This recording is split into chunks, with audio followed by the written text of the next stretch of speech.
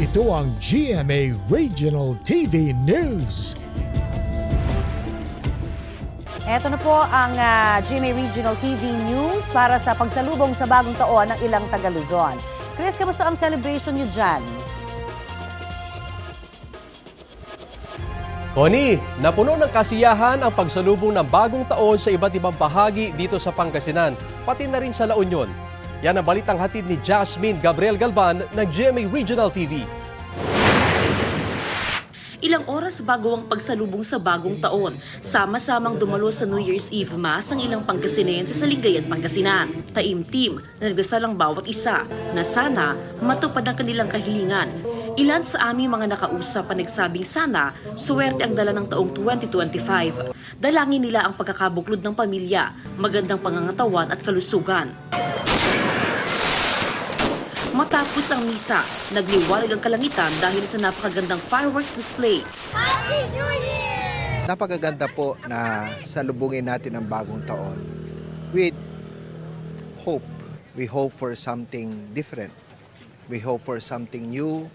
We hope na mababago kung ano man yung sitwasyon natin for the better.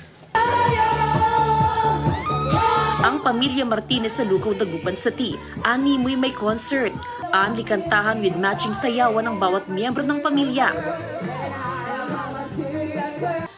Wish ko po na magkaroon ng more blessings, good health. I hope that we can spend more time together as a big family, more events like this.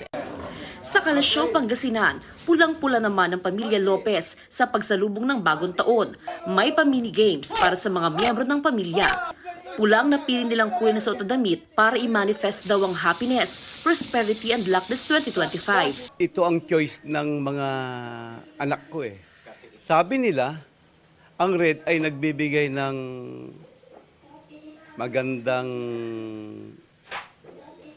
biyaya when New Year's come, when it comes to New Year's or Christmas and New Year's. Sa Pilipinas talaga, hindi mo maikukumpara sa ibang bansa. Enjoy naman sa pagpapaputok ang pamilyang ito. Tradisyon na rin ng kanilang pamilya ang magpaputok sa pagsalubog sa bagong taon. Pero isinasaalang-alang pa rin nila ang kaligtasan ng pamilya. Napuno rin ang kasiyahan ng pagsalubong sa bagong taon sa probinsya ng La Union. Nagliwanag ang kalangitan dahil sa mga nagagandahang fireworks display. Ang pamilyang ito sa Agoo, La Union. Bukod sa pagpapaputok, nag-enjoy rin ng mga chikiting sa sayawan at maging sa iba't ibang palaro.